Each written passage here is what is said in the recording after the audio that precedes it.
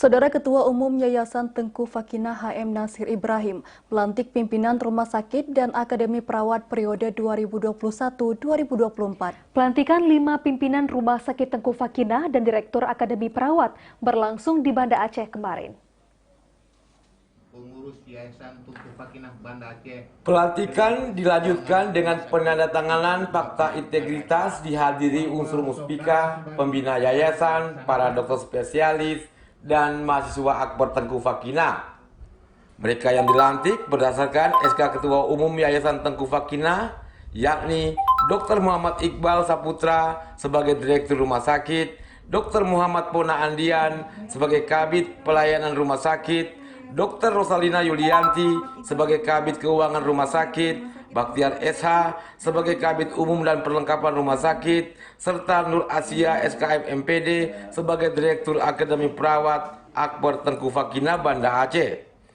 Dalam sambutannya, Muhammad Nasir Ibrahim menyampaikan beberapa pelayanan masyarakat yang harus ditingkatkan seperti kesehatan, pendidikan, dan kesejahteraan pegawai.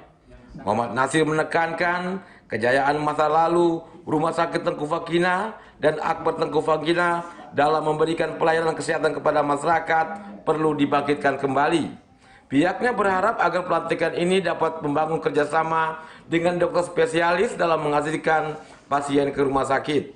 Karena itu Rumah Sakit Tengku Fakinah saat ini sedang diupayakan menjadi rumah sakit unggulan jantung untuk Aceh. Harapan kita dalam jangka pendek ini, rumah sakit kita ini menjadi rumah sakit unggulan jantung untuk Aceh. Karena selama ini kita lihat di Rumah Sakit Zainal Abidin kan harus antri.